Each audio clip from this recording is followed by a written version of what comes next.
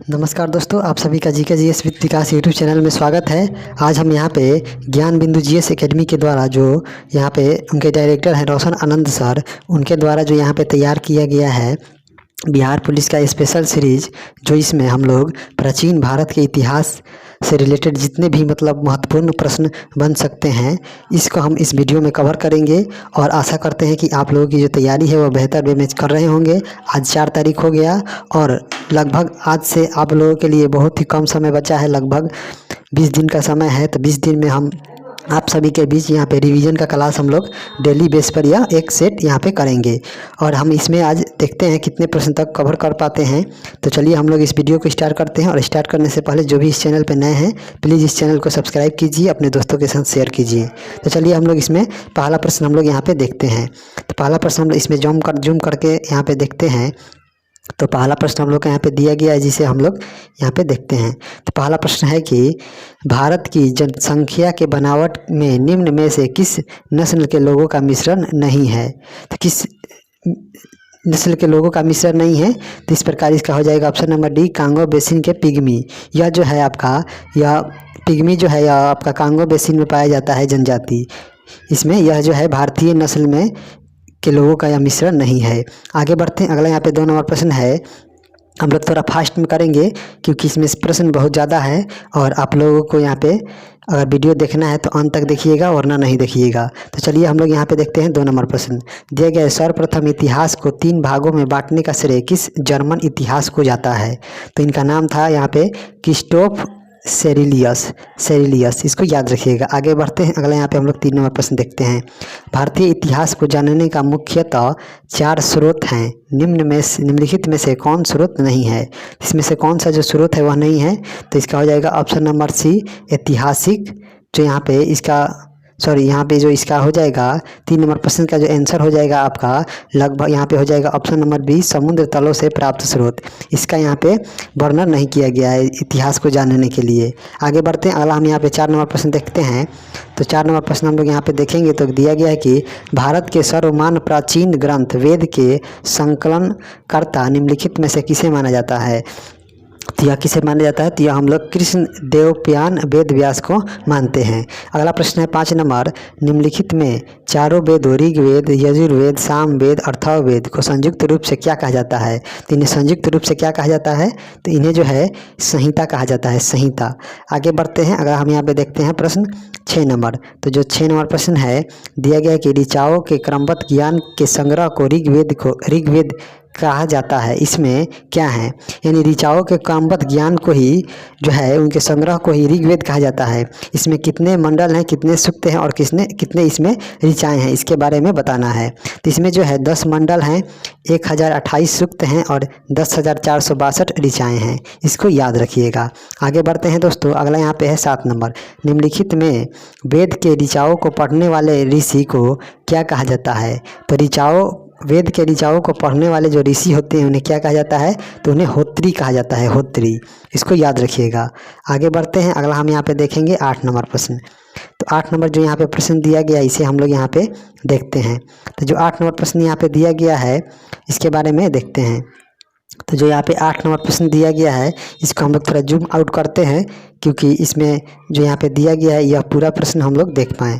तो जो यहाँ पे 8 नंबर प्रश्न है इसको हम लोग यहाँ पे देखते हैं। तो रुकिए, यहाँ पे इसको जूम ही कर लेते हैं। तो जो 8 नंबर प्रश्न है यहाँ पे दिया गया है कि निम्नलिखित में ऋग्वेद से संबंधित कथनों पर विचार कीजिए। यानी इसमें 5 कथन दिया गया है जो कि ऋग्वेद से संबंधित है, इसके बारे में बताना है। इस वेद में आर्यों की राजनीतिक प्रणाली, इतिहास और ईश्वर की महिमा संबंधी जानकारी प्राप्त होती है, जो कि ये बिल्कुल सही है। दूसरा है इसमें इसका 9वां मंडल सोम देवता को समर्पित है, जो कि ये भी कथन सही है। तीसरा है इसके 8वें मंडल में हस्तलिखित ऋचाओं को खिल कहा जाता है, जो कि ये भी कथन सही है। चौथा है इसका 3रा मंडल विश्वामित्र द्वारा रचित जो सूर्य देवता सावित्री को समर्पित गायत्री मंत्र है, जो कि ये भी कथन इसमें सही है। और अंतिम इसका हम लोग स्टेटमेंट यहाँ पे देखते हैं। तो जो अंतिम स्टेटमेंट है, ऋग्वेद के 10वें मंडल के पुरुष सूक्त में 4 चार वर्णों को आदि पुरुष ब्रह्मा से उत्पन्न बताया गया है, जो कि ये भी कथन सही है। तो इसका जो हो जाएगा यहाँ पे उपयुक्त में से सभी, इसका हो जाएगा ऑप्शन नंबर डी, उपयुक्त में से सभी कथन यहाँ पे सत्य हैं। आगे बढ़ते हैं। अगला यहाँ पे प्रश्न दिया गया है 9 नंबर, दिया गया है कि निम्नलिखित में ऋग्वेद के कई परिच्छेदों में प्रयुक्त अघन्य शब्द किससे संबंधित है? तो जो अघन्य शब्द है यह गाय के लिए प्रयुक्त हुआ है। अगला प्रश्न है 10 नंबर, विंसेंट आर्थर स्मिथ ने प्राचीन भारत का प्रथम सुव्यवस्थित इतिहास लेखन अर्ली हिस्ट्री ऑफ इंडिया नामक पुस्तक लिखा, जो प्रकाशित हुई थी। तो अर्ली हिस्ट्री ऑफ इंडिया नामक जो पुस्तक है यह विंसेंट आर्थर स्मिथ के द्वारा लिखा गया था, और इसका जो प्रकाशन हुआ था यह कब हुआ था? तो जो इसका प्रकाशन हुआ था यह 1904 ईस्वी में किया गया था, इसको याद रखिएगा। आगे बढ़ते हैं। अगला यहाँ पे प्रश्न है, अगला यहाँ पे जो प्रश्न है यहाँ पे दिया गया है 11 नंबर जो प्रश्न दिया गया है इसके बारे में हम लोग देखते हैं। तो जो 11 नंबर प्रश्न हम लोग यहाँ पे देखते हैं, तो जो 11 नंबर यहाँ पे प्रश्न दिया गया है इसके बारे में हम लोग देख लेते हैं। तो जो यहाँ पे 11 नंबर प्रश्न है दिया गया है कि विंसेंट आर्थर स्मिथ की 1904 में प्रकाशित प्राचीन इतिहास की प्रथम सुव्यवस्थित पुस्तक से संबंधित कथनों पर विचार कीजिए। तो इस पुस्तक की 1/3 भाग सिर्फ सिकंदर का आक्रमण वर्णित है। दूसरा है, इस पुस्तक में भारत को स्वेच्छाचारी शासन वाला देश कहा गया है। तीसरा है, इस पुस्तक के अनुसार भारत में ब्रिटिश शासन से पूर्व राजनीतिक एकता का अनुभव नहीं था। इसको हम लोग यहाँ पे इसका आंसर यहाँ पे ऑप्शन देखते हैं। तो ऑप्शन यहाँ पे अगला यहाँ पे एक पॉइंट दिया गया है इसमें कि इस पुस्तक को मैग्नम पब्लिशिंग हाउस ने छापा है। तो इसमें बताना है कि उपयुक्त में से कौन सा कथन सही है। तो इसमें से जो है कौन सा कथन सही है और कौन सा कथन इसमें असत्य है, इसके बारे में बताना है। तो इसमें जो है आपका 1, 2, 3, पहला जो 3 कथन है यह सत्य है और अंतिम जो कथन है यह गलत है। यानी जो चौथा कथन है इसे मैग्नम पब्लिशिंग हाउस ने छापा है, यह कथन यहाँ पे गलत है और बाकी सब यहाँ पे सही है। तो आप लोग इसे देख लीजिएगा। आगे बढ़ते हैं। अगला यहाँ पे प्रश्न है 12 नंबर, वामन अवतार के 3 पगों के आख्यान का वर्ण किस प्राचीन वेद से प्राप्त होता है? तो यह जो है किस वेद से प्राप्त होता है? तो यह जो है ऋग्वेद से प्राप्त होता है। अगला यहाँ पे हम लोग प्रश्न देखेंगे। तो अगला यहाँ पे है 13 नंबर कि निम्नलिखित में ऋग्वेद में कितनी ऋचाएँ इंद्र और अग्नि के लिए समर्पित है? तो इंद्र के लिए कितनी ऋचाएँ समर्पित है? तो इंद्र के लिए जो है यहाँ पे 250 ऋचाएँ समर्पित है। इंद्र के लिए 250 और अग्नि के लिए 200 ऋचाएँ यहाँ पे समर्पित है ऋग्वेद में। आगे बढ़ते हैं। अगला यहाँ पे प्रश्न है 14 नंबर, दिया गया है निम्नलिखित में किस ग्रंथ में यज्ञों के नियमों और एवं विधि विधानों की जानकारी प्राप्त होती है? तो यह किस से प्राप्त होती है? तो यह जो है आपका हो जाएगा यह यजुर्वेद। यजुर्वेद से यहाँ पे यज्ञों के नियमों और विधि विधानों की जानकारी प्राप्त होती है। अगला हम यहाँ पे 15 नंबर प्रश्न यहाँ पे हम लोग देखते हैं। तो 15 नंबर जो प्रश्न है यहाँ पे दिया गया है कि सामवेद से संबंधित कथनों पर विचार करें। सामवेद के से संबंधित कथनों पर विचार करना है। इसमें एक 1810 सूक्त हैं जो ऋग्वेद से लिए गए हैं, जो कि ये भी सही है। दूसरा है, इसके पाठकर्ता को उद्धात्री कहते हैं, जो कि ये भी सही है। तीसरा है, इस वेद में मुख्यतः यज्ञों के समय गाने वाले ऋचाओं का संकलन है, जो कि ये भी सही है। चौथा है, इस वेद को भारतीय संगीत का जनक कहा जाता है, जो कि ये भी सही है। इस प्रकार जो है इसमें कथन यहाँ पे दिया गया है उपयुक्त कथनों में से कौन सा कथन सही है। तो इसमें जो है यहाँ पे सभी कथन सही है। तो इस प्रकार इसका हो जाएगा ऑप्शन नंबर डी, उपयुक्त में से सभी कथन सत्य हैं। आगे बढ़ते हैं। अगला यहाँ पे है 16 नंबर। तो 16 नंबर प्रश्न जो है, ऋग्वेद अथर्व द्वारा रचित अथर्ववेद में कुल कितने पद एवं मंत्र हैं? तो इसमें पद और मंत्रों की संख्या बताना है। तो इसमें जो है 731 मंत्र और 6000 पद हैं, इसको याद रखिएगा। अगला है 17 नंबर, निम्नलिखित में किस वेद से सामान्य मनुष्यों के विचार तथा अंधविश्वास की जानकारी प्राप्त होती है? तो यह जो हो जाएगा आपका, यह जो वेद है अथर्ववेद है, अथर्ववेद, जिसमें जादू टोना के बारे में बताया गया है। आगे यहाँ पे है प्रश्न नंबर 18 नंबर, पृथ्वी सूक्त अथर्ववेद का प्रतिनिधित्व सूक्त माना जाता है। इसमें मानव जीवन के किस पक्षों की जानकारी प्राप्त होती है? तो इसका हम लोग यहाँ पे ऑप्शन देखेंगे। तो इसका हम लोग यहाँ पे 18 नंबर का यहाँ पे ऑप्शन हम लोग देखते हैं। तो और आप जो भी इस चैनल पर नए हैं प्लीज़ इस चैनल को सब्सक्राइब कर लीजिए और अपने दोस्तों के साथ ज़रूर शेयर कीजिए। तो इसमें हम लोग देखते हैं 18 नंबर। तो इसमें दिया गया है कि इसका हो जाएगा ऑप्शन नंबर डी, उपयुक्त में से सभी इसमें सही हैं। गृह निर्माण, कृषि की उन्नति, पाश्चात्य प्रायश्चित, रोग निवारण, राजभक्ति, विवाह एवं प्रणय, औषधि, वशीकरण, तंत्र मंत्र, जादू टोना, ये सभी जो हैं अथर्ववेद से संबंधित है। इसको याद रखिएगा। अगला यहाँ पे है 19 नंबर कि यजुर्वेद को किन 2 शाखाओं में बांटा गया है। तो जो यजुर्वेद है इसको किस 2 शाखाओं में बांटा गया है, तो इसे जो है कृष्ण यजुर्वेद और शुक्ल यजुर्वेद में बांटा गया है। तो इसका हो जाएगा right answer option number B. आगे बढ़ते हैं। अगला है यहाँ पे 20 नंबर। 20 नंबर प्रश्न है, निम्नलिखित में सबसे प्राचीन वेद और नवीन वेद कौन है। तो जो सबसे प्राचीनतम जो वेद है वह कौन सा वेद है, तो जो सबसे प्राचीनतम वेद है वह ऋग्वेद है और सबसे जो नवीन है यानी जो नवीनतम है वह अथर्ववेद है। तो इस प्रकार इसका हो जाएगा right answer option number B. अगला है 21 नंबर, निम्नलिखित में सही क्रम का चयन कीजिए। तो किसकी रचना सबसे पहले हुई, उसके बाद किसी रचना हुई, उसके बाद किसी चीज़ के क्रम बताना है। तो इसमें हो जाएगा पहले संहिता की रचना हुई, उसके बाद ब्राह्मण ग्रंथ, उसके बाद आरण्यक, उसके बाद उपनिषद। तो इस प्रकार इसका राइट आंसर हो जाएगा ऑप्शन नंबर बी। आगे बढ़ते हैं। अगला हम यहाँ पे प्रश्न देखते हैं 22 नंबर। तो जो 22 नंबर प्रश्न दिया गया है यह एक मिलान करने से संबंधित एक प्रश्न है। तो इसको हम लोग यहाँ पे देखते हैं। तो यहाँ पे दिया गया है क्या, तो यहाँ पे दिया गया है कि सूची 1 को सूची 2 से यहाँ पे सुमेलित करना है। तो यहाँ पे हम लोग देखते हैं सूची 1 को सूची 2 से साथ सुमेलित कीजिए। एक तरफ वेद है और एक तरफ ब्राह्मण ग्रंथ है, तो किस वेद का कौन सा ब्राह्मण ग्रंथ है इसके बारे में यहाँ पे मिलान करना है। तो हम लोग यहाँ पे देखते हैं तो ऋग्वेद, तो ऋग्वेद का क्या हो जाएगा, तो ऋग्वेद के जो ब्राह्मण ग्रंथ है वह ऐतरेय और कौशिक तकी हैं। और यजुर्वेद, तो यजुर्वेद का हो जाएगा आपका तैत्तिरीय और शतपथ। सामवेद, सामवेद का हो जाएगा कौन सा, तो जो सामवेद है इसका जो यहाँ पे ब्राह्मण ग्रंथ है यह हो जाएगा आपका 25 और 26।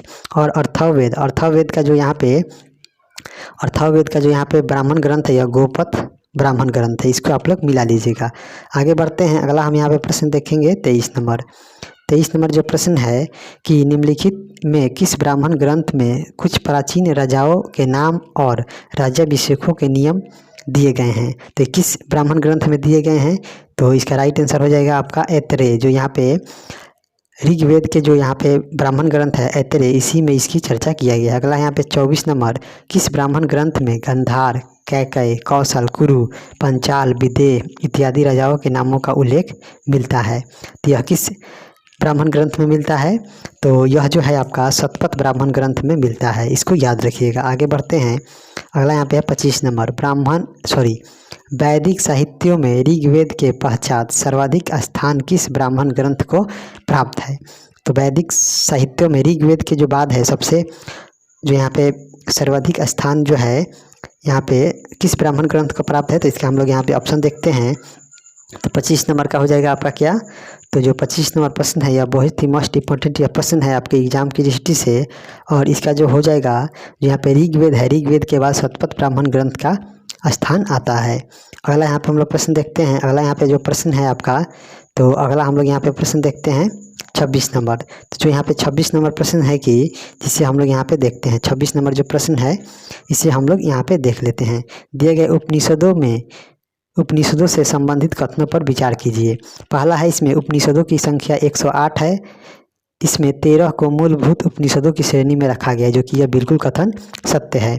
अगला है इसमें यज्ञ से जुड़े दार्शनिक विचार, ब्रह्मांड, आत्मा, ब्रह्मा इत्यादि का वर्णन है, जो कि ये भी सही है। तीसरा है जबालोपनिषद में चारों आश्रमों का उल्लेख प्राप्त होता है, जो कि ये भी कथन सही है। चौथा है उपनिषदों को वर्तमान भारतीय संविधान की प्रेरणा स्रोत माना गया, जो कि यह कथन यहाँ पे बिल्कुल ही यह गलत है। तो इस प्रकार हम लोग इसका यहाँ पे ऑप्शन देखते हैं। तो ऑप्शन में क्या हो जाएगा, तो उपयुक्त कथनों में से कौन सा कथन सही है। इसमें जो है इसका हो जाएगा ऑप्शन नंबर बी 1, 2, 3 सत्य हैं, जबकि चौथा कथन यहाँ पे असत्य है। तो इस प्रकार इसका हो जाएगा ऑप्शन नंबर बी। आगे बढ़ते हैं। अगला हम यहाँ पे प्रश्न देखते हैं 27 नंबर। दिया गया है निम्नलिखित में से कौन वेदांग नहीं है। तो वेदांग इसमें से कौन नहीं है, तो कुल वेदांगों की जो संख्या है यह 6 है।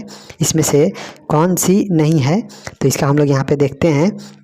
तो जो इसमें हो जाएगा आपका जो यहाँ पे इसका हो जाएगा ऑप्शन नंबर सी, जो संहिता और मैत्रेय नहीं है, यह जो है वेदांग नहीं है। जबकि शिक्षा है, कल्प है, निरुक्त है, छंद है, व्याकरण है, ज्योतिष है, ये जो 6 हैं ये वेदांग हैं।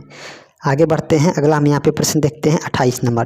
तो जो यहाँ पे 28 नंबर आपका प्रश्न दिया गया है इसके बारे में हम लोग यहाँ पे देखते हैं। तो जो यहाँ पे 28 नंबर हम लोग का यहाँ पे प्रश्न दिया गया है कि इसको हम लोग यहाँ पे देखते हैं। जो कि बहुत ही मोस्ट इम्पोर्टेंट यह प्रश्न है। तो इसको हम लोग थोड़ा जूम आउट करते हैं क्योंकि प्रश्न पूरा नहीं दिख रहा है। हाँ चलिए अब देखिए, ज्ञातव्य है कि वैदिक साहित्यों को अक्षुण्ण बनाए रखने हेतु सूत्र साहित्य का प्रणय किया गया। इनसे संबंधित कथनों पर विचार कीजिए। पहला इसमें कथन है, सूत्रों में धर्म सूत्र सबसे प्राचीन माना जाता है, जो कि बिल्कुल सही है। दूसरा है, सूत्र के लेखकों में वशिष्ठ, आपस्तंभ, गौतम, बौधायन इत्यादि का नाम विशेष रूप से उल्लेखनीय है, जो कि ये भी कथन सत्य है। अगला है, स्रोत, ग्रह तथा धर्म सूत्रों के अध्ययन से यज्ञ विधि, विधानों, कर्मकांडों इत्यादि की जानकारी प्राप्त होती है, जो कि ये भी कथन सही है। और यहाँ पे जो चौथा यहाँ पे स्टेटमेंट दिया गया है कि सूत्र संहिता वर्तमान में भारतीय समाज की रूपरेखा तैयार करता है, जो कि ये कथन बिल्कुल गलत है। तो इसमें बताना है कौन सा कथन यहाँ पे सत्य है। तो इसका हम लोग यहाँ पे ऑप्शन देखेंगे तो इसका हो जाएगा क्या, ऑप्शन नंबर इसका हो जाएगा सी, 1, 2 और 3 सत्य हैं, जबकि चौथा जो कथन है यह गलत है। तो इसका हो जाएगा ऑप्शन नंबर सी। आगे बढ़ते हैं, अगला हम यहाँ पे देखते हैं 29 नंबर। तो जो यहाँ पे 29 नंबर प्रश्न दिया गया है इसके बारे में हम लोग यहाँ पे देखते हैं। तो जो 29 नंबर प्रश्न है, दिया गया है कि पुराणों से संबंधित कथनों पर विचार कीजिए। अगला यहाँ पे 29 नंबर प्रश्न है कि पुराणों से संबंधित कथनों पर विचार कीजिए। पहला है, इसमें पुराणों की संख्या 18 है तथा इसके रचयिता लोमहर्ष तथा उनके पुत्र उग्रसर्वा को माना जाता है, जो कि ये कथन बिल्कुल सत्य है। अगला है, पुराणों मत्स्य, विष्णु, वायु, ब्राह्मण तथा भागवत पुराणों से राजवंशों की वंश प्रणाली प्राप्त हुई है, जो कि बिल्कुल कथन सत्य है। अगला है, सबसे प्राचीनतम एवं प्रामाणिक जो है मत्स्य पुराण को माना गया है, जो कि बिल्कुल सत्य है। अगला है, स्त्रियां तथा क्षुद्रों को पुराण पढ़ने की अनुमति नहीं थी, ये भी कथन सत्य है, किंतु पुराण पाठ को सुन सकते थे, तो ये भी सत्य है। अगला यहाँ पे है 5वां स्टेटमेंट, अग्नि पुराण से राजतंत्र तथा कृषि संबंधी विवरण प्राप्त होता है, जो कि ये भी कथन सत्य है। इसका हम लोग यहाँ पे ऑप्शन देखते हैं 29 नंबर का क्या हो जाएगा। तो 29 नंबर जो प्रश्न है इसका हो जाएगा आपका यहाँ पे ऑप्शन नंबर डी, सभी कथन सत्य हैं। अगला यहाँ पे हम लोग प्रश्न देखते हैं 30 नंबर। तो जो 30 नंबर प्रश्न दिया गया है यह बहुत ही मोस्ट इम्पोर्टेंट प्रश्न है कि निम्नलिखित में हीनयान का प्रमुख ग्रंथ कौन सा है जिसमें बुद्ध के जीवन चरित्र कथानकों के साथ वर्णित है, तो यह कौन सा है। तो इसका हम लोग देखते हैं, तो यह क्या हो जाएगा, तो यह हो जाएगा ऑप्शन नंबर बी, कथा वस्तु है, कथा वस्तु। अगला है यहाँ पे 31 नंबर, निम्नलिखित में किससे जैन धर्म का प्रारंभिक इतिहास प्राप्त होता है, तो किससे होता है, तो इसका हो जाएगा आपका कल्पसूत्र से जैन धर्म का प्रारंभिक इतिहास प्राप्त होता है। आगे बढ़ते हैं, अगला यहाँ पे है 32 नंबर। तो जो यहाँ पे 32 नंबर प्रश्न दिया गया है कि अर्थशास्त्र से संबंधित कथनों पर विचार कीजिए। अर्थशास्त्र के अनुवादक श्याम शास्त्री हैं, जो कि बिल्कुल सत्य है। अगला है, इस पुस्तक के लेखक चाणक्य एवं विष्णुगुप्त हैं, जो कि बिल्कुल सही है। अगला है, यह पुस्तक 15 अधिकरणों तथा 180 प्रकरणों में विभाजित है, जो कि ये भी कथन सत्य है। चौथा है, इस पुस्तक में मौर्यकालीन इतिहास की जानकारी प्राप्त होती है, जो कि ये सही है। तो इस प्रकार जो है इसका हो जाएगा क्या, तो इसका हो जाएगा यहाँ पे ऑप्शन नंबर डी, उपयुक्त में से सभी कथन सत्य हैं। आगे बढ़ते हैं, अगला है यहाँ पे 33 नंबर। तो जो यहाँ पे 33 नंबर प्रश्न है, निम्नलिखित में कलहन द्वारा रचित राजतरंगिणी में किस से क्षेत्र विशेष के शासकों का इतिहास वर्णित है, तो इसमें जो है यहाँ पे कश्मीर के शासकों का यहाँ पे वर्णन इसमें किया गया है। अगला यहाँ पे 34 नंबर, अरबों के सिंध विजय का वृतांत चचनामा के लेखक कौन है, तो जो अरबों के सिंध विजय के जो वृत्तांत है उसके जो यहाँ पे चचनामा है पुस्तक, उसके जो लेखक है ये कौन है, तो जो चचनामा पुस्तक है जो कि बहुत ही फेमस यह पुस्तक है, इसके जो लेखक है इसके जो लेखक हैं क्या हो जाएंगे, तो इसके जो लेखक हैं आपके, इसका हम लोग देखते हैं तो क्या हो जाएगा, जो 34 नंबर प्रश्न है बहुत ही इंपॉर्टेंट है और इसके जो लेखक हैं अली अहमद हैं, अली अहमद, इसको याद रखिएगा। आगे बढ़ते हैं दोस्तों, अगला यहाँ पे हम लोग प्रश्न देखते हैं 35 नंबर। दिया गया है, संस्कृत के विद्वान पाणिनि का पुस्तक अष्टाध्यायी से वंश प्रणाली के इतिहास की जानकारी प्राप्त होती है, तो यह किसके काल में यह लिखा गया था और इसके वंश की यहाँ पे प्राप्ति हुई है, तो यह मौर्यों से पूर्व तथा मौर्य काल, ये दोनों जो है पीरियड, इसी की यहाँ पे इतिहास की जानकारी और वंश प्रणाली की यहाँ पे जानकारी इस पुस्तक में मिलता है। अगला है 36 नंबर, कात्यायन कृति गार्गी संहिता में किस विषय वस्तु की जानकारी प्राप्त होती है? तो जो गार्गी संहिता है इसमें जो है आपका ज्योतिष और यमन आक्रमण की जो यहाँ पे जानकारी है यह प्राप्त होती है, जिसके रचयिता है यहाँ पे कात्यायन। इसको याद रखिएगा, इसका हो जाएगा ऑप्शन नंबर ए। आगे बढ़ते हैं, अगला यहाँ पे हम लोग 37 नंबर प्रश्न हम लोग देखते हैं। तो जो 37 नंबर प्रश्न है यह आपका सूची 1 को सूची 2 से मिलान करने से संबंधित है। तो इसको हम लोग यहाँ पे देखते हैं। तो एक तरफ है यहाँ पे हेरोडोट्स। तो हेरोडोट्स के द्वारा कौन सी पुस्तक लिखी गई है? तो जो हेरोडोट्स हैं इनके द्वारा जो है हिस्टोरिका पुस्तक लिखी गई है। टॉलमी के द्वारा जो है भारत का भूगोल लिखा गया है। प्लिनी के द्वारा यहाँ पे नेचुरल हिस्ट्री लिखा गया है। और मेगास्थनीज के द्वारा इंडिका नामक पुस्तक लिखा गया है। इसको आप लोग मिला लीजिएगा। आगे बढ़ते हैं दोस्तों, अगला हम यहाँ पे देखते हैं प्रश्न 38 नंबर प्रश्न है, निम्नलिखित में मिस्र नरेश टॉलमी फिलाडेल्फस का राजदूत था जो अशोक के दरबार में आया था, तो वह कौन था? तो इसका नाम हो जाएगा आपका डायोनिसियस जो है यह मिस्र के शासक जो थे एक टॉलमी फिलाडेल्फस उसका राजदूत था जो अशोक के दरबार में आया था। अगला यहाँ पे जो प्रश्न है यह बहुत ही इम्पोर्टेंट प्रश्न है। दिया गया है कि चीनी यात्री फाहियान से संबंधित कथनों में से कौन सा कथन असत्य है, यानी कौन सा कथन इसमें गलत दिया गया है?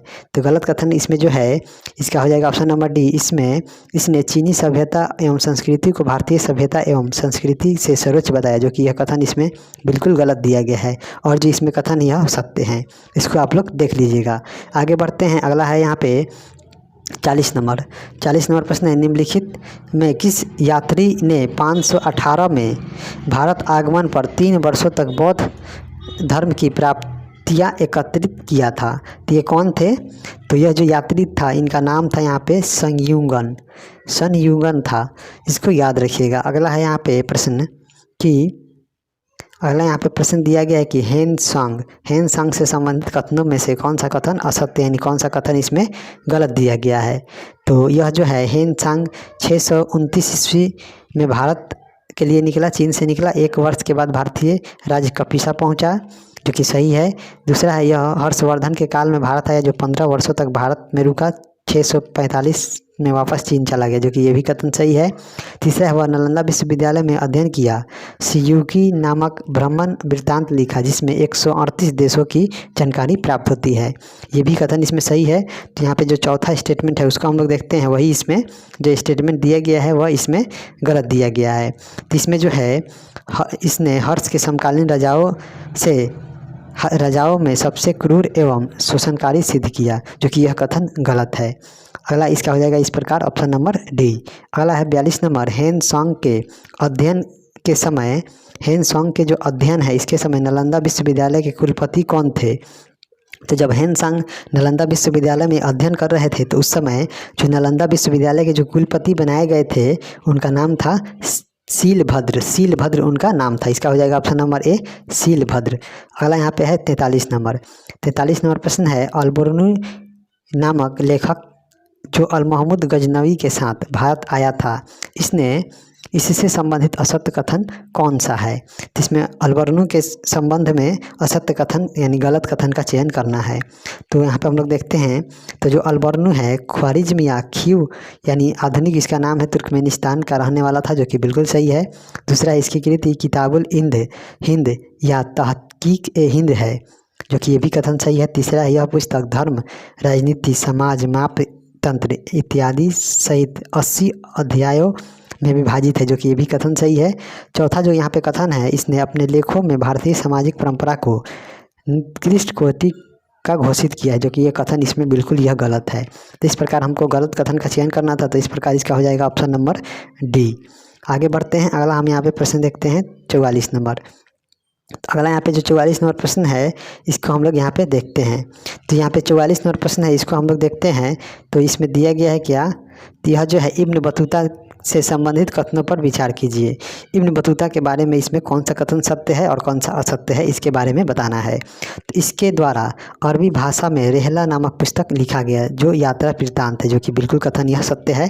अगला है रेहला में 14वीं शताब्दी की भारतीय उपमहाद्वीप का सामाजिक एवं राजनीतिक जीवन का वर्णन है, जो कि ये भी कथन सही है।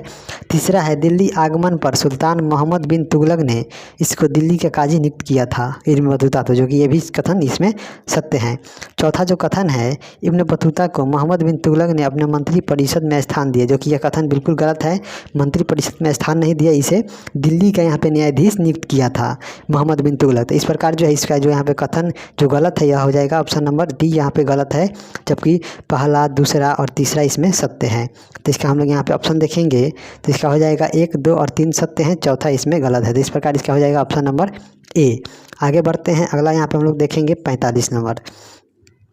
कंगियूर तथा तंगियूर नामक ग्रंथ जिससे भारतीय इतिहास की जानकारी प्राप्त होती है, किस तिब्बती लेखक ने इसको लिखा है? तो किसके द्वारा लिखा गया है? तो यह तारानाथ के द्वारा लिखा गया है। अगला प्रश्न है 46 नंबर कि निम्नलिखित में 13वीं शताब्दी के अंत तक कौन यात्री आया जिसकी लेखनी से पांड्य इतिहास का विवरण प्राप्त होता है? तो यह किसके द्वारा? तो यह मार्को पोलो आया था। अगला यहाँ पे प्रश्न है 47 नंबर, निम्नलिखित में किसे भारतीय पुरातत्व शास्त्र का पितामह कहा जाता है? तो भारतीय पुरातत्व शास्त्र का जो पितामह है इसके हम लोग यहाँ पे ऑप्शन देखेंगे तो ये जो है किसे कहा जाता है? तो यह जो है आपका जो है सर एलेक्जेंडर कनिंघम को कहा जाता है। अगला प्रश्न है 48 नंबर, निम्नलिखित में 1400 ईस्वी में प्राप्त लेख कौन सा अभिलेख है जिससे वैदिक देवता मित्र, वरुण, इंद्र तथा नासत्य की जानकारी प्राप्त होती है? यह कौन सा अभिलेख है? तो यह जो अभिलेख है बेगाज कोई अभिलेख है, इसको याद रखिएगा। अगला प्रश्न है यहाँ पे सर्वप्रथम किस अभिलेख से भारतवर्ष का जिक्र प्राप्त होता है? तो भारतवर्ष का जो जिक्र है यह हाथी गुफा अभिलेख, जो यहाँ पे कलिंग के नरेश थे खारवेल, उनसे यह संबंधित है। आगे बढ़ते हैं, अगला यहाँ पे प्रश्न है 50 नंबर, भारत में होने वाले हुन आक्रमण की जानकारी किस भारत अभिलेख से प्राप्त होती है? तो भारत में होने वाले जो हुन आक्रमणों की जो जानकारी है यह किस अभिलेख से प्राप्त होता है? तो यह जो है आपका भीतरी स्तंभ लेख अभिलेख से यह प्राप्त होता है। आगे बढ़ते हैं, अगला यहाँ पे है 51 नंबर। तो जो यहाँ पे 51 नंबर प्रश्न दिया गया है यह एक मिलान करने से संबंधित एक प्रश्न है कि सूची 1 में यहाँ पे अभिलेख दिया गया है और सूची 2 में प्राप्त जानकारी है। तो भीतरी अभिलेख से किसकी जानकारी प्राप्त हुई है? यह हुनों के आक्रमण की जानकारी प्राप्त हुई है एरन अभिलेख से। तो एरन अभिलेख से यहाँ पे सती प्रथा की जानकारी प्राप्त हुई है। मंदसौर अभिलेख है, इससे रेशम बुनकरों की श्रेणी प्राप्त हुई है। वहीं पे जो सहगौरा है, तो जो सहगौरा है इससे दुर्भिक्ष की जानकारी यानी अकाल की जानकारी इससे प्राप्त हुई है, इसको याद रखिएगा। आगे बढ़ते हैं, अगला यहाँ पे प्रश्न है 52 नंबर दिया गया है, सर्वप्रथम सिक्कों पर लेख लिखने का कार्य किन शासकों ने प्रारंभ किया था? तो सर्वप्रथम जो सिक्कों पर लेख लिखने का जो कार्य है यह किन शासकों के द्वारा प्रारंभ किया गया था? तो यह जो शासक थे उस समय यवन शासक थे, यवन शासक के द्वारा यह किया गया था शुरू। अगला प्रश्न है यहाँ पे सूची 1 को सूची 2 से मिलान करना है, तो इसको हम लोग यहाँ पे देखते हैं। यहाँ पे जो है सूची 1 में शासक हैं, एक तरफ इनका अभिलेख है। तो जो कलिंग राजा खारवेल थे इनका जो अभिलेख था यह हाथी गुफा अभिलेख था। और जो गौतमी बलश्री हैं इनका जो अभिलेख है यह नासिक अभिलेख है, इसको याद रखिएगा, नासिक अभिलेख है। और यहाँ पे जो जूनागढ़ है यह रुद्र दामन का है, यह रुद्र दामन का यह अभिलेख है। और आगे यहाँ पे हम लोग देखते हैं आगे जो इसमें दिया गया है, तो आगे इसमें जो नाम दिया गया है इसमें रुद्र दामन का तो हो गया यहाँ पे कौन सा अभिलेख? तो अभी हमने बताया रुद्र दामन का जो अभिलेख था। और यहाँ पे जो समुद्रगुप्त है इनका जो अभिलेख है यह प्रयाग स्तंभ लेख है। रुद्र दामन का जूनागढ़ अभिलेख है और नासिक अभिलेख जो है गौतमी बलश्री का है, इसको आप लोग मिला लीजिएगा। आगे बढ़ते हैं, अगला यहाँ पे है 54 नंबर, अभिलेखों के अध्ययन को क्या कहा जाता है? तो अभिलेखों के अध्ययन को एपिग्राफी कहा जाता है, एपिग्राफी। अगला प्रश्न है कि सूची 1 को सूची 2 से सुमेलित करना है। तो जो इसमें दिया गया है आपका जो यहाँ पे दिया गया है इसके बारे में जो है हम लोग यहाँ पे मिलाते हैं इसको। तो जो यहाँ पे एहोल जो अभिलेख है, एहोल अभिलेख जो है यह पुलकेशिन द्वितीय से संबंधित है। मंदसौर जो अभिलेख है यह मालवा के नरेश जो थे यशो वर्मन इनसे संबंधित है। भीतरी और जूनागढ़ जो अभिलेख है यह किससे से है, तो यह जो है स्कंदगुप्त से संबंधित है। और देवपारा का जो अभिलेख है यह बंगाल के शासक यहाँ पे विजय सेन के से संबंधित है। इसको आप लोग मिला लीजिएगा। आगे बढ़ते हैं, अगला यहाँ पे प्रश्न हम लोग देखते हैं 56 नंबर। दिया गया है कि निम्नलिखित में ग्वालियर अभिलेख का संबंध किस शासक से है। तो जो ग्वालियर अभिलेख है इसका जो संबंध है किससे है, तो यह जो है प्रतिहार नरेश जो थे भोज इनसे यह संबंधित है। अगला प्रश्न है यहाँ पे 57 नंबर। 57 नंबर जो प्रश्न यहाँ पे दिया गया है जिसका हम लोगों को मिलान करना है, और यह दिया गया है कि सूची 1 को सूची 2 से सुमेलित कीजिए तथा सूचियों के नीचे दिए गए कुटों की सहायता से सही उत्तर चयन कीजिए। एक तरफ प्राचीन नाम है और एक तरफ अभी वर्तमान नाम है। तो यहाँ पे स्वर्ण भूमि है यह किसका नाम था, तो यह जो है आपका प्राचीन नाम था म्यांमार का। वहीं पे जो कम्बोज है, तो जो कम्बोज है यह किसका था, तो जो यहाँ पे कम्बोज है यह किस देश का था, तो यह जो था आपका यह कंबोडिया का था। और जो यहाँ पे स्वर्ण द्वीप है, जो स्वर्ण भूमि है यह तो म्यांमार का है। और स्वर्ण द्वीप जो है, जो स्वर्ण द्वीप है यह किसका है, तो यह आपका मलय देश का है। और जो यहाँ पे यव द्वीप है, यव द्वीप यह जो है जावा यानी इंडोनेशिया का यह यहाँ पे पुराना नाम था। इसको मिला लीजिएगा। और इससे जो है अभी हाल ही में जो बिहार SSC CGL का जो मेंस एग्ज़ाम हुआ था उसमें इससे संबंधित एक प्रश्न पूछा गया था। तो आप लोगों के लिए यह जो प्रश्न है बहुत ही महत्वपूर्ण है, तो इसको आप लोग याद रखिएगा। आगे बढ़ते हैं, अगला यहाँ पे प्रश्न है 58 नंबर। प्रश्न दिया गया है कि जिस कालखंड का लिखित विवरण उद्धृत नहीं है उसे कहा जाता है। तो उसको क्या कहा जाता है, तो उसको हम लोग प्राग ऐतिहासिक काल कहते हैं। अगला बढ़ते हैं, अगला यहाँ पे प्रश्न है पंचायतन मंदिर निर्माण शैली अब मुख्य मंदिर 4 अन्य मंदिरों से घिरा हो पंचायतन कहलाता है। निम्न में कौन सा पंचायतन शैली मंदिर नहीं है, तो इसमें जो पंचायतन शैली जो मंदिर है इसमें नहीं है। कंदरिया महादेव जो खजुराहो मध्य प्रदेश में यह तो है। दूसरा है ब्रह्मेश्वर मंदिर जो भुवनेश्वर में यह भी है। लक्ष्मण मंदिर जो खजुराहो में यह भी है। जबकि काकदेव जो मंदिर है जो पलामू यानी झारखंड में है इसमें पंचायतन शैली का प्रयोग नहीं किया गया था। इस प्रकार इसका हो जाएगा ऑप्शन नंबर डी। आगे बढ़ते हैं, अगला यहाँ पे है 60 नंबर। दिया गया है कि निम्नलिखित में आग का आविष्कार पुरापाषाण काल में तथा पहिया का आविष्कार किस कालखंड में हुआ। तो जो आग का जो आविष्कार है यह पुरापाषाण काल में हुआ, जबकि पहिए का जो आविष्कार है यह नवपाषाण काल में हुआ। हम लोगों ने इसी चैनल पर प्राचीन भारत के इतिहास को हम लोग स्टार्ट किए हैं, जो कि एकदम यहाँ पे जो है हड़प्पा कालीन से पहले यानी जो प्राग ऐतिहासिक काल है उससे से हम लोगों ने शुरू किया है। उससे आप लोग अगर वीडियो देखते हैं तो उससे आप लोग को यह एक भी प्रश्न नहीं छूटेगा। तो हम आप लोग से रिक्वेस्ट करते हैं कि आप लोग इस वीडियो को ज़रूर देखें, तो आप लोगों को बहुत ही फ़ायदा होगा। अगला यहाँ पे है 61 नंबर कि मनुष्य ने स्थायी निवास की प्रवृत्ति नवपाषाण काल में उद्धित हुई, तब उसने सबसे पहले किस पशु को पालतू बनाया। तो सबसे पहले उसने जो है कुत्ता जानवर को यहाँ पे पालतू बनाया था। आगे बढ़ते हैं, अगला यहाँ पे प्रश्न है 62 नंबर। दिए गए मनुष्यों ने सर्वप्रथम तांबा धातु का प्रयोग किया था, उसके द्वारा बनाया जाने वाला औजार कुल्हाड़ी किस स्थान से प्राप्त हुआ है। तो जो तांबे से जो बनाए गए औजार हैं कुल्हाड़ी, इसका किस स्थान से इसे प्राप्त किया गया है।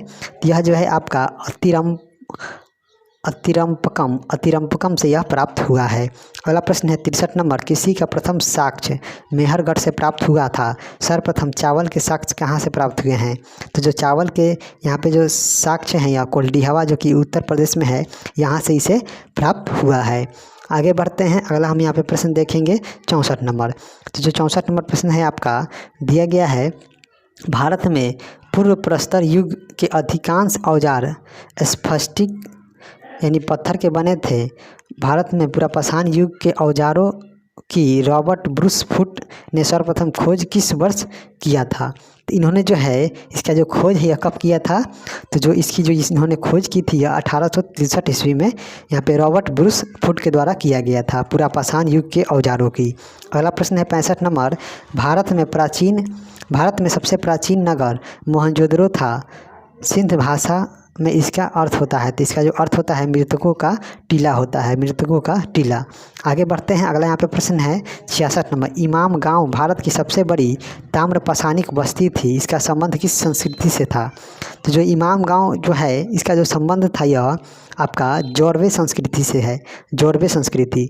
आगे बढ़ते हैं, अगला यहाँ पे हम लोग देखेंगे 67 नंबर प्रश्न।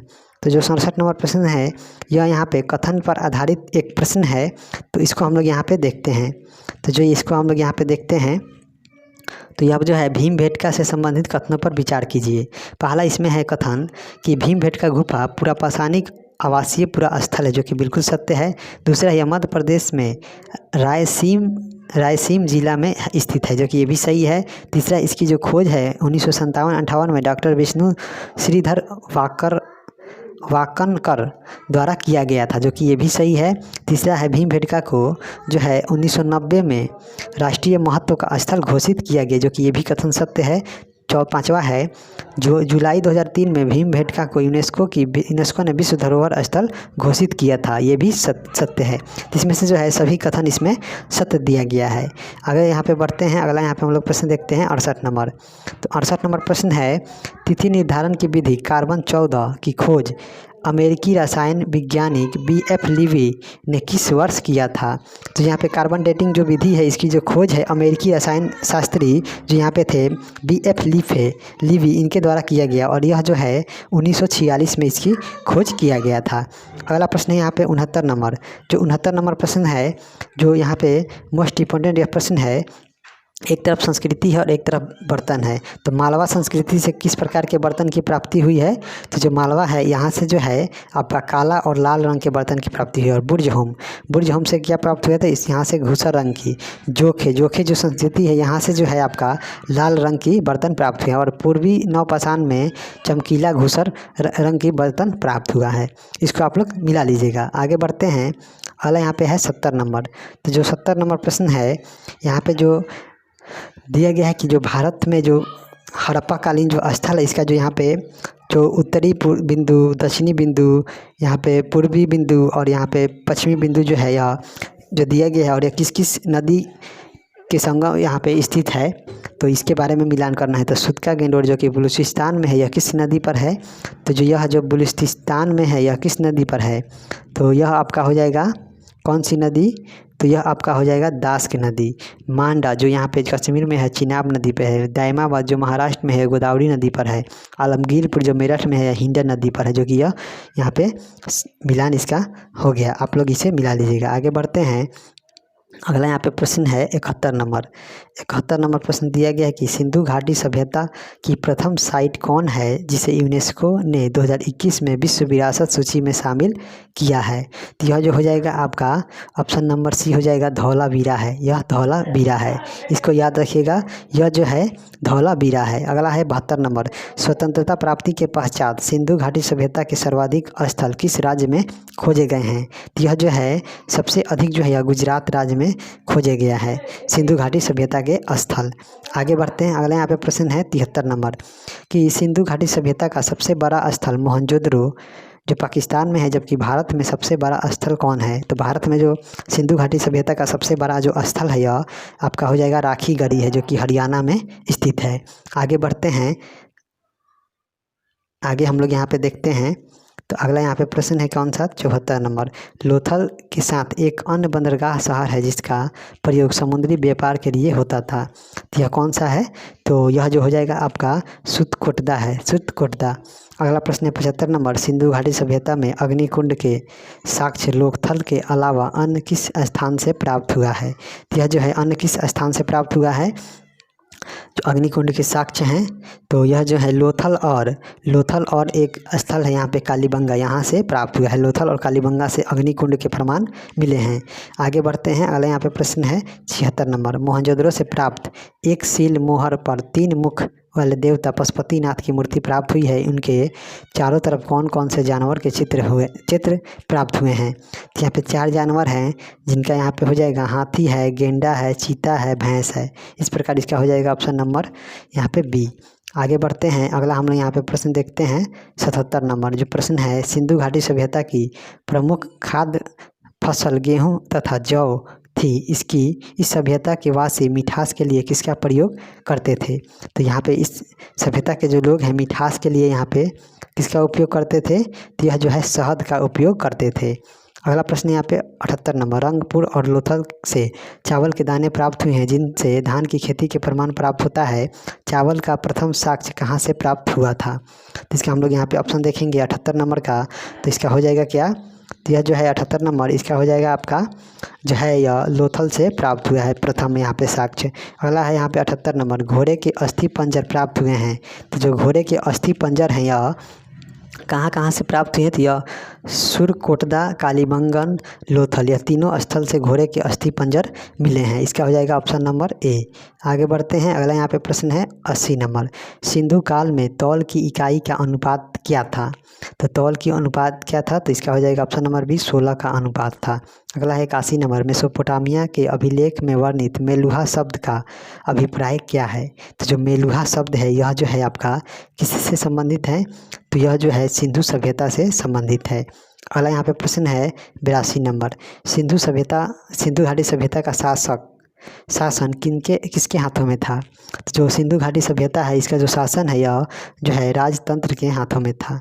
इस प्रकार इसका हो जाएगा ऑप्शन नंबर आपका जो 82 है, 82 जो है इसका जो हो जाएगा यह वर्णिक वर्ग में था, वर्णिक वर्ग। आगे बढ़ते हैं, अगला यहाँ पे है 83 नंबर। तो यहाँ पे 83 नंबर प्रश्न दिया गया है, इसको मिलान करना है। और यह जो प्रश्न है बहुत ही इम्पोर्टेंट प्रश्न है। एक तरफ प्रदेश है और एक तरफ आयातिक वस्तुएं हैं, यानी कौन से प्रदेश यहाँ पे जो एक तरफ यहाँ पे इधर उल्टा हो गया है, इधर आयातिक यहाँ पे वस्तु है और इधर यहाँ प्रदेश है। तो यहाँ पे तांबा का जो यहाँ पे हुआ था यह अफगानिस्तान और जो तांबा का यहाँ पे जो आयात होता था यह खेतारी, बलूचिस्तान, ओमान यह होता था। चांदी का होता था आपका कहाँ से, तो जो चांदी है इसका होता था अफगानिस्तान और ईरान में। सोना का होता था कहाँ से, तो जो सोना है यह कर्नाटक, ईरान, अफगानिस्तान में। और गोमेद का होता था सौराष्ट्र यानी यहाँ पे गुजरात से। आगे बढ़ते हैं, अगला यहाँ पे हम लोग प्रश्न देखते हैं 84 नंबर दिया गया है, सिंधु घाटी सभ्यता के लोग किन वस्त्रों का प्रयोग करते थे। तो जो सिंधु घाटी सभ्यता के जो लोग हैं यह जो है सूती और ऊनी वस्त्र का प्रयोग करते थे। आगे बढ़ते हैं, अगला है यहाँ पे 85 नंबर दिया गया है कि सिंधु घाटी सभ्यता के लोग मनोरंजन में किसका प्रयोग नहीं करते थे। तो मनोरंजन में ये लोग किसका प्रयोग नहीं करते थे, यह जो है द्रुत कीड़ा का प्रयोग नहीं करते थे। इसका हो जाएगा ऑप्शन नंबर डी। आगे बढ़ते हैं, अगला यहाँ पे हम लोग प्रश्न देखेंगे 86 नंबर प्रश्न है कि सैंधव समाज में सामान्यतः जो सैंधव समाज है इसमें क्या था, तो सैंधव समाज में जो है सामान्यतः मातृसत्तात्मक व्यवस्था था। अगला है 87 नंबर, सिंधु घाटी सभ्यता से किसकी प्राप्ति नहीं हुई है। तो जो सिंधु घाटी सभ्यता है यहाँ से किसकी प्राप्ति नहीं हुई है, तो जो यहाँ से है तलवार नामक जो अस्त्र है इसकी जो प्राप्ति है यह नहीं हुई है। आगे बढ़ते हैं, अगला यहाँ पे प्रश्न है 88 नंबर। तो 88 नंबर प्रश्न के बारे में हम लोग देखते हैं। तो जो 88 नंबर प्रश्न है इसके बारे में हम लोग देखते हैं, तो आर्यों से संबंधित कथनों पर विचार कीजिए। पहला स्टेटमेंट है, वैदिक काल को 2 भागों में विभाजित किया गया है। ऋग्वैदिक काल जो कि 1500 ईस्वी पूर्व से 100 ईस्वी पूर्व है, उत्तर वैदिक काल जो 1000 ईस्वी पूर्व से 6000 ईस्वी पूर्व है, जो कि यह कथन बिल्कुल सत्य है। दूसरा है, मैक्स मुलर ने आर्यों का मूल निवास स्थान मध्य एशिया को माना, जो कि ये भी सही है। आर्य सर्वप्रथम पंजाब और अफगानिस्तान में बसे थे, जो कि ये भी सही है। चौथा है, आर्यों द्वारा निर्मित सभ्यता वैदिक सभ्यता कहलाई, जो कि ये भी सही है। पांचवा है, आर्यों की भाषा संस्कृत थी। आर्य शब्द भाषा समूह को इंगित करता है, ये भी सही है। तो इसमें जो है सभी कथन इसमें आर्यों से संबंधित हैं और ये सभी सत्य हैं। आगे बढ़ते हैं, अगला यहाँ पे प्रश्न है 89 नंबर, आर्यों की प्रशासनिक इकाई आरोही क्रम में यानी बढ़ते क्रम में सजाना है। तो यह हो जाएगा क्या, पहले हो जाएगा ग्राम, ग्राम के बाद कुल, कुल के बाद विष, विष के बाद जन, जन के बाद राष्ट्र। तो इसका हो जाएगा ऑप्शन नंबर बी। अगला प्रश्न है 90 नंबर, सूत, कमादी तथा रथाकार नामक अधिकारी रत्नी कहलाते थे। इनकी संख्या राजा सहित कितनी होती थी। तो ये राजा को मिलाकर यह 12 होते थे, 12 सदस्य। आगे बढ़ते हैं, अगला प्रश्न है यहाँ पे 91 नंबर कि सभा और समिति राजा को सलाह देने वाली संस्था थी, इसके अध्यक्ष को क्या कहा जाता था। तो जो सभा और समिति थी ये राजा को सलाह देने वाली होती थी और इसके जो अध्यक्ष थे उन्हें ईशान कहा जाता था, ईशान।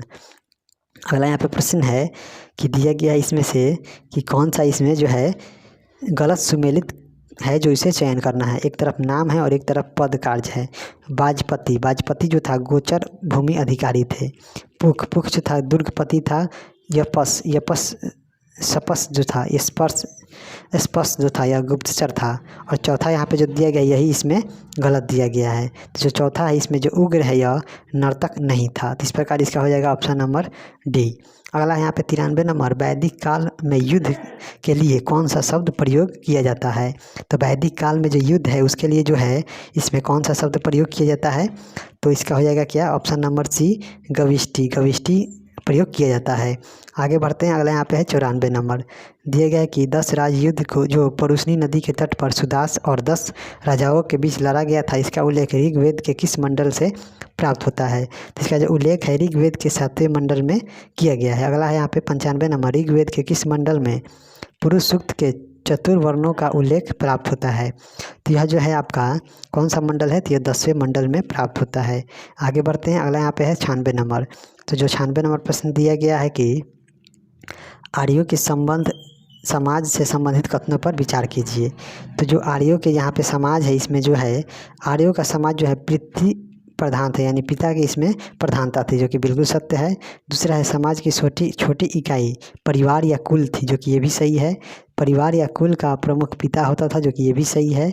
परिवार के मुखिया को कुलप भी कहा जाता था, ये भी सही है। और समाज में व्यभिचार नियंत्रण की जिम्मेदारी कुलप की थी, ये भी सत्य है। यानी इसमें से सभी कथन इसका सत्य हैं।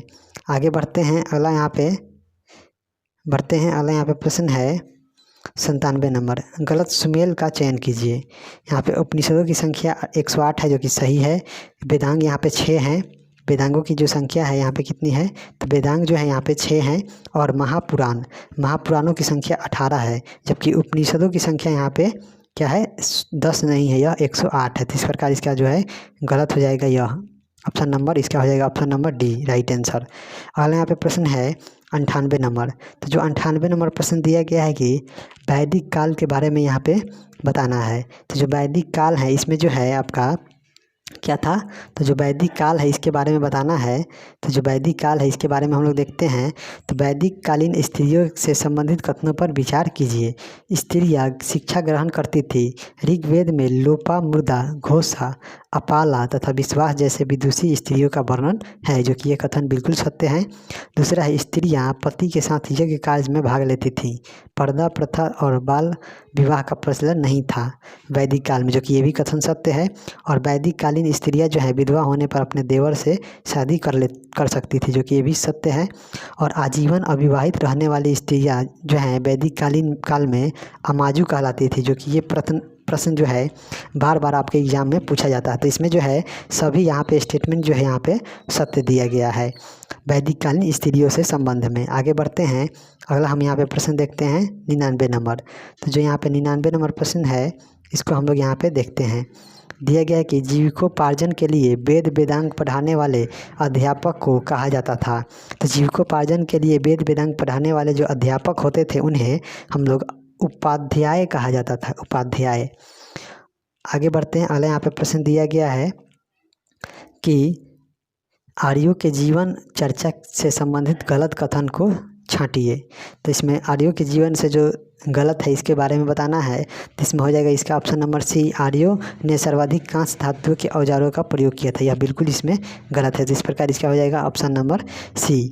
तो चलिए आज इस वीडियो में हम लोग 100 प्रश्न देखते हैं। अगले वीडियो में ज़रूर यहाँ पे कल आप लोगों को ज़रूर यहाँ पे अगला वीडियो आपको मिलेगा, उसमें हम लोग 100 से ज़्यादा इसमें प्रश्न करेंगे। तो आप लोग अगर इस चैनल पर नए हैं तो प्लीज़ इस चैनल को सब्सक्राइब कीजिए, अपने दोस्तों के साथ ज़रूर शेयर कीजिए। तो चलिए मिलते हैं अगले वीडियो में, तब तक के लिए जय हिंद दोस्तों।